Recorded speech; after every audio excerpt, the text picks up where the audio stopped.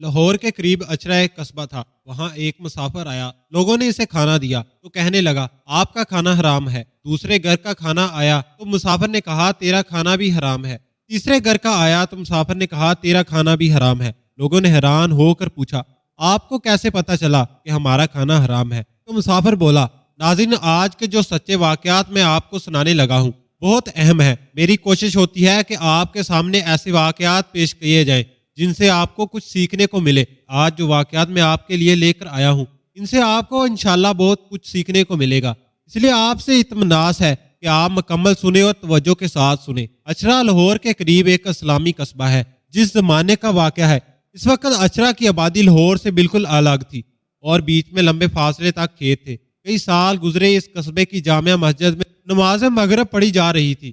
ایک نہایت ہی دبلا پتلا مسافر آیا اور نماز میں شامل ہو گیا۔ اگرچہ مسافر محض ہڈیوں کا ڈھانچہ تھا تاہم اس کی صورت بااثر تھی۔ نماز پڑھی گئی اور نمازی اپنے گھر کے چلے گئے۔ کچھ دیر بعد ایک مقامی مسلمان کھانا لے کر داخل ہوا اور اس سے نواز دے کر کہا آپ بھوکے ہوں گے، میں آپ کے لیے کھانا لے کر آیا ہوں، براہ کرم تواضع فرمائے، آپ کی بڑی عنایت ہوگی۔ مسافر نے جواب دیا معاف کریے گا، مجھے سب کچھ پرہیز ہے۔ مقامی مسلمان نے جواب دیا حضرت آپ کو کچھ فکر نہ کیجیے گا، یہ ساری سادہ روٹی ہے، مرچ کم ہے اور گھی بازاری نہیں ہے۔ مسافر نے کہا بھائی میرا یہ مطلب نہیں ہے۔ مقامی مسلمان نے پوچھا پھر یہ کیا مطلب ہے؟ مسافر چپ ہو گیا اور مقامی مسلمان اس کے چہرے کی طرف دیکھنے لگا۔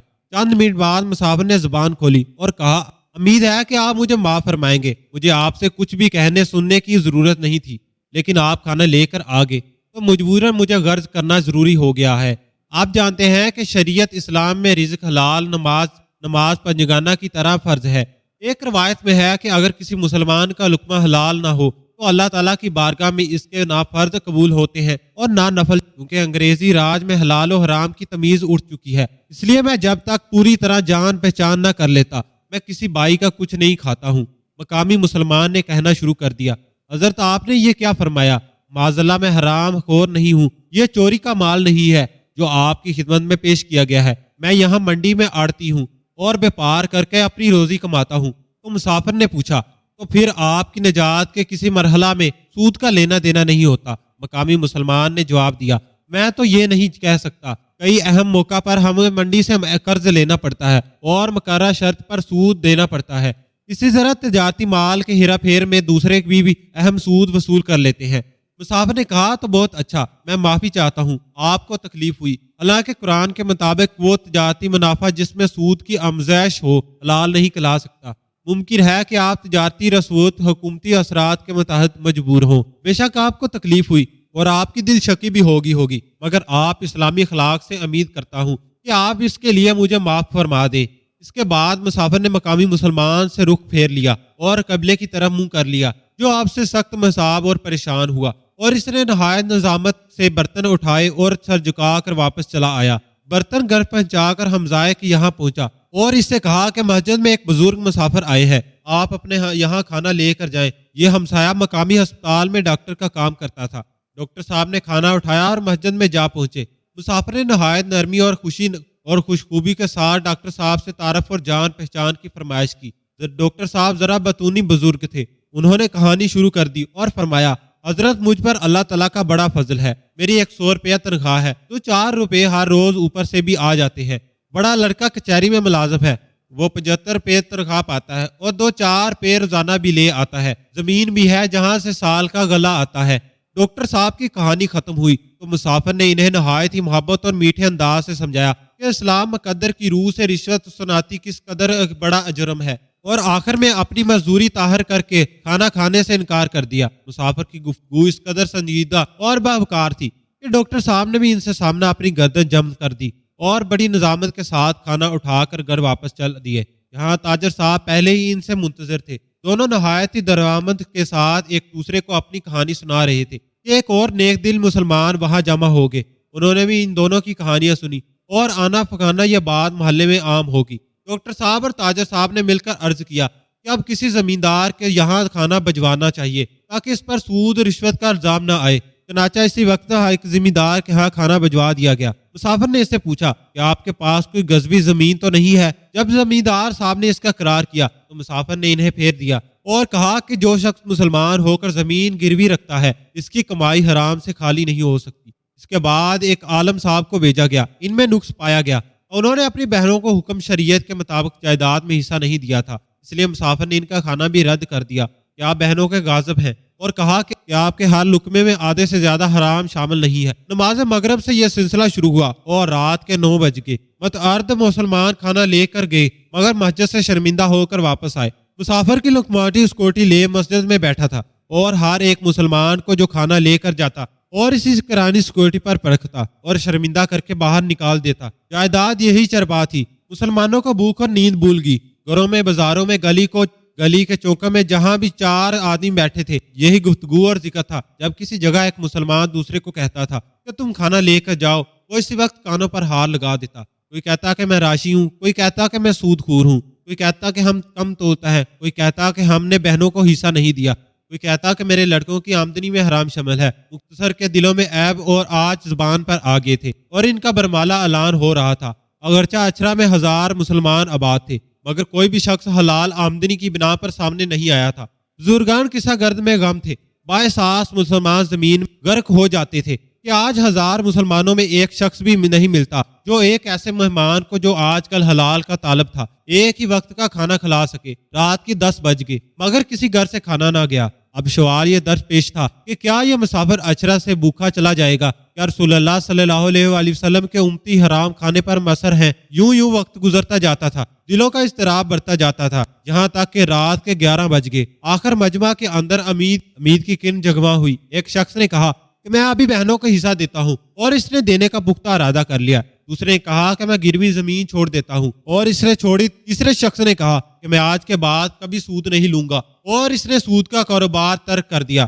مختصر یہ کہ آن کی آن میں اچرا کے بشار مسلمانوں کی یہ توبہ استغفار کے دروازے کھل گئے۔ کسی نے رشوت چھوڑ دی، کسی نے جھوٹی گواہی کا پیشہ چھوڑ دیا، کسی نے راگ رنگ سے توبہ کر لی، کسی نے یتیموں کا گمشدہ مال واپس کرنا طے کر دیا۔ اس کے بعد تابعین کی جماعت کھانا لے کر مسافر کے پاس آئی اور اسے بتایا گیا کہ اچرا کے بے شمار مسلمان اب اللہ کی بارگاہ میں جھک گئے ہیں، انہوں نے اپنی غلطی کو محسوس کر لیا اور اب عملی اصال و توبہ کے بعد آپ کے پاس آئے ہیں اور یہ کھانا پیش کرتے ہیں۔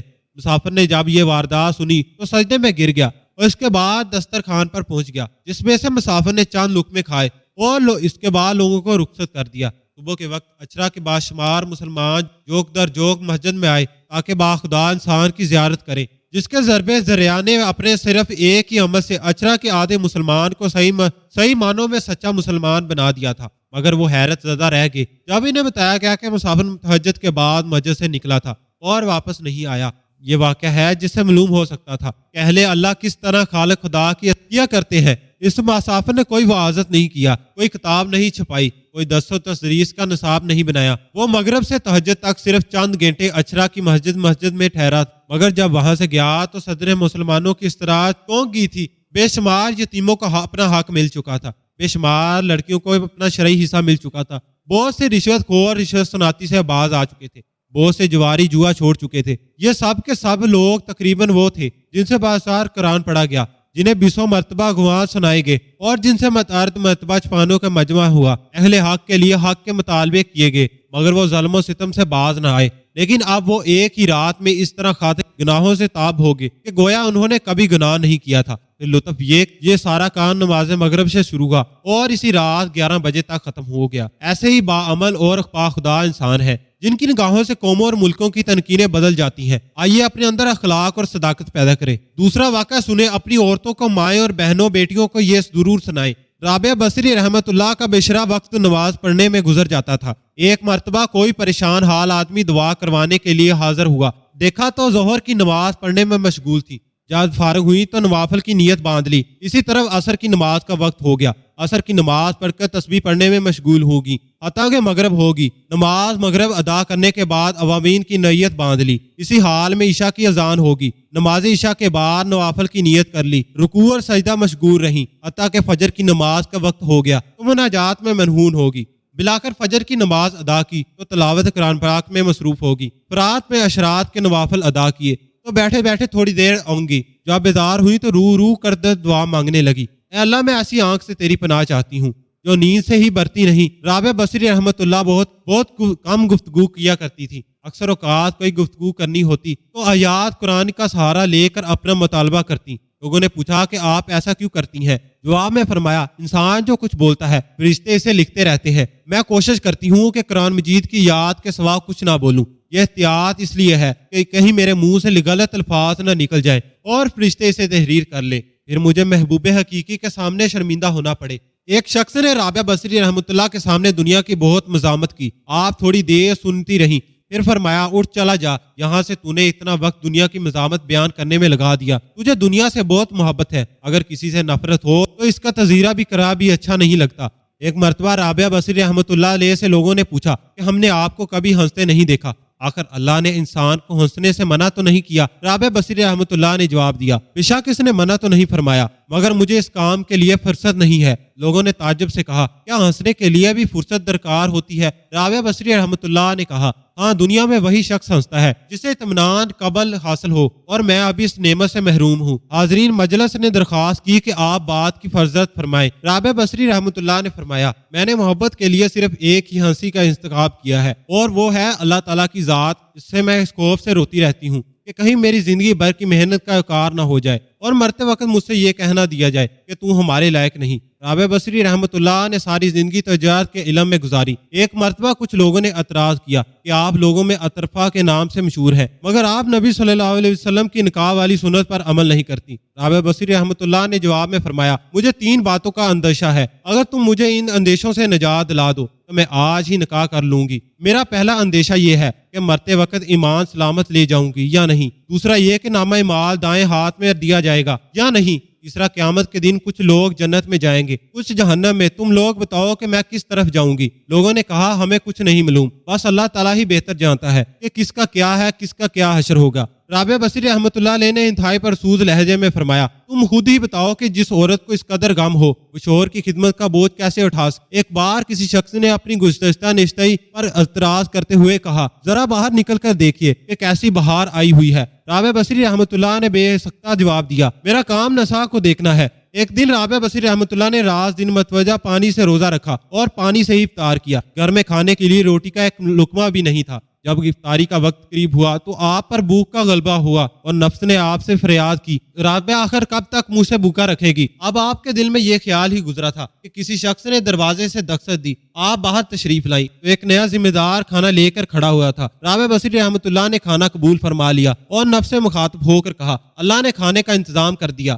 اب تیری خواہش پوری ہو جائے گی۔ یہ کہ آپ نے کھانا رکھ دیا اور چراغ جلانے کے لیے اندر چلی گئی۔ واپس آ کر دیکھا تو ایک بلی نے کھانے کے برتن الٹ دیے تھے اور زمین پر گرا ہوا کھانا کھا رہی تھی۔ رابعہ بصری رحمۃ اللہ کو دیکھ کر مسکرائی اور فرمایا، شاید یہ کھانا تیرے لیے بھیجا گیا تھا، وہ اطمینان سے کھا لو، افطار کا وقت قریب ہو چکا تھا۔ رابعہ بصری رحمۃ اللہ نے چاہا کہ پانی سے روزہ افطار کر لیں، اتنے میں تیز ہوا کا جھونکا آیا اور چراغ بجھ گیا۔ اندھیرے میں آگے بڑھی، اتفاق سے پانی کا برتن گرا اور ٹوٹ گیا، سارا پانی زمین پر بہہ گیا۔ عجیب صورتحال تھی۔ بے اختیار آپ کی زبان سے یہ الفاظ نکلے، الہی یہ کیا راز ہے، میں گناہگار نہیں جانتی کہ تیری رضا کیا ہے۔ جواب میں حاتمہ غیبی نے کہا، اے میری محبت کا غم بننے والی، اگر تو چاہتی ہے کہ تیرے لیے دنیا کی نعمتیں واقف کر دوں تو پھر تیرے دل سے اپنا غم واپس لے لوں گا۔ کیا گیا کیونکہ میرا غم اور دنیا کی نعمت ایک ہی دل میں جمع ہو سکیں گی۔ اے رابعہ، اگر تیری مراد ہے اور ایک میری مراد ہے تو تم بتا، دونوں مرادوں میں سے ایک جگہ کیسے رکھ سکتی ہوں؟ رابعہ بصری رحمۃ اللہ نے جب یہ آواز سنی تو اپنی رضا کو شامل کرنے کے لیے اللہ تعالیٰ کی رضا میں گم کر دیا گیا۔ قصدگان خنجرہ تسلیم میں شامل ہوگی۔ رابعہ بصری رحمۃ اللہ علیہ نے عشق الہی میں اس قدر مشترک رہتی تھی کہ خوشی اور غم اپنی حیثیت کھو بیٹھتی تھی۔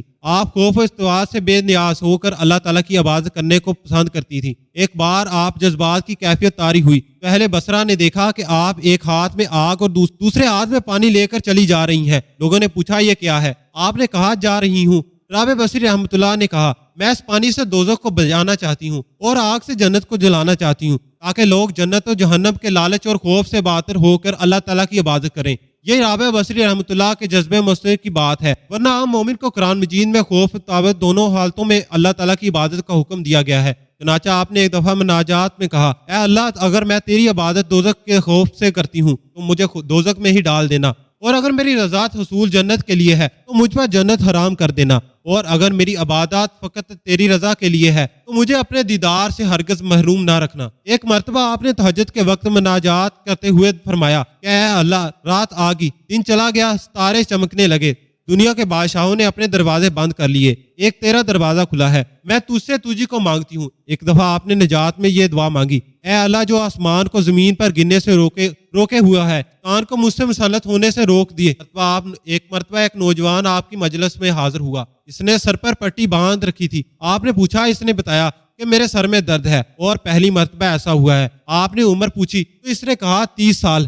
آپ نے فرمایا کہ 30 سال میں تیرے سر میں درد نہ ہوا، انہیں شکریہ کی پٹی تو کبھی نہ باندھی، پہلی مرتبہ درد ہوا تو شکوے کی پٹی فوراً باندھ لی۔ وہ نوجوان سن کر شرمندہ ہوا اور اس نے اپنے اندر صبر کرنے کی نیت کر لی۔ ایک مرتبہ کچھ لوگ آپ کی خدمت میں حاضر ہوئے اور کہنے لگے، اللہ تعالیٰ نے مرد کو فضیلت بخشی ہے، ہمیشہ مرد ہی نبوت اور رسالت منصب عطا ہوا ہے، کسی عورت کو نبی نہیں بنایا گیا۔ رابعہ بصری نے کہا، بے شک اللہ تعالیٰ کا یہی نظام ہے، مگر ایک بات غور سے سن لو کہ مردوں نے ہی خدا ہونے کا دعویٰ کیا ہے، کسی عورت نے آج تک خدائی کا دعویٰ نہیں کیا۔ ایک دفعہ آپ اپنے عبادت خانے میں سو رہی تھی کہ ایک چور اندر داخل ہو گیا۔ اس نے دیکھا کہ فقط ایک چادر کے سوا کچھ نہیں موجود تھا۔ اس نے چادر اٹھائی اور جانے لگا۔ اچانک اس کی بنائی ظاہرہ ہوگی اور اسے دروازہ نظر آنا بند ہو گیا۔ چادر اس کے ہاتھ سے نیچے گر گئی، اسے دروازہ باہر نظر آنے لگا۔ اس نے سوچا یہاں سے نکل جاؤں، کہیں بنائی ہمیشہ کے لیے زائل نہ ہو جائے۔ جب دروازے سے نکلا تو ایک آواز آئی، اگر ایک دوست سویا ہوا ہو تو دوسرا دوست جاگتا ہے۔ اللہ تعالیٰ کی حبت کا اس کے دل پر ایسا اثر ہوا کہ اس نے ہمیشہ کے لیے چوری سے توبہ کر لی۔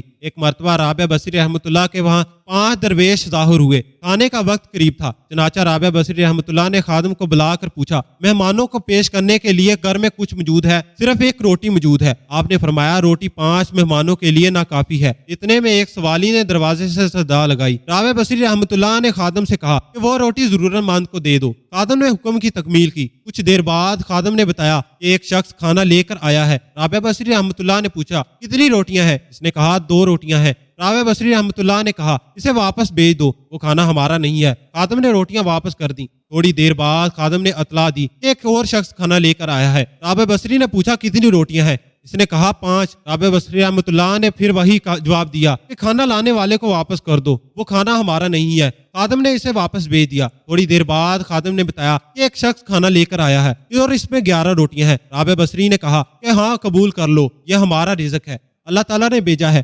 مہمان حضرات یہ سب کچھ دیکھ کر مجسمہ حیرت میں بن گئے۔ اتنے میں خادم نے دسترخوان پر کھانا لگا دیا۔ جب سب لوگ کھانا کھا کر چلے گئے تو مہمانوں نے سوال پوچھا کہ آپ نے دوسری مرتبہ کھانا واپس بھیج دیا، تیسری مرتبہ قبول کیا، اس میں کیا راز ہے؟ رابعہ بصری رحمۃ اللہ نے فرمایا کہ اللہ رب العالمین کا وعدہ ہے کہ دنیا میں 1 کے بدلے میں 10 اور آخرت کے بدلے میں 70 دوں گا۔ میں نے ایک روٹی نیت کے ساتھ سائل کو دی، مجھے پکا یقین تھا کہ 1 کے بدلے میں 10 ملیں گی۔ پہلا شخص 2 روٹیاں لایا، دوسرا 5 لایا۔ میں سمجھ گئی کہ ہمارا رزق نہیں ہے۔ تیسرا 11 روٹیاں لایا، 1 کے بدلے میں 10 اور 11 ہوئی۔ روٹی جو سائل کو دی تھی اللہ نے وہ بھی واپس کر دی۔ اللہ تعالیٰ کی شان اور رضا کی دیکھیے کہ اپنے وعدے کو پورا دکھایا۔ رابعہ بصری رحمۃ اللہ کی شان تو کل کو دیکھ تمام درویش حیران ہو گئے۔ رابعہ بصری رحمۃ اللہ کی موت کا واقعہ بھی بڑا عجیب تھا۔ وفات سے کچھ دیر پہلے لوگ عیادت کے لیے حاضر خدمت ہوئے۔ رابعہ بصری رحمۃ اللہ نے کہا، فرشتوں کے لیے راستہ چھوڑ دو۔ لوگ باہر چلے گئے۔ کچھ دیر اندر گفتگو کی آوازیں آتی رہیں۔ جب خاموشی چھا گئی تو لوگوں نے دروازہ کھول کر دیکھا کہ رابعہ بصری دنیا سے اس طرح رخصت ہو چکی تھی کہ جس طرح ترہباد نسیم کا کوئی جھونکا تیزی سے گزر جاتا ہے۔ تو 6 اندر میں بھی آوازیں آتی رہیں۔ جب خاموشی چھا گئی تو لوگوں نے دروازہ کھول کر دیکھا کہ رابعہ بصری اس دنیا سے رخصت ہو چکی تھی۔ جس طرح سے عبادت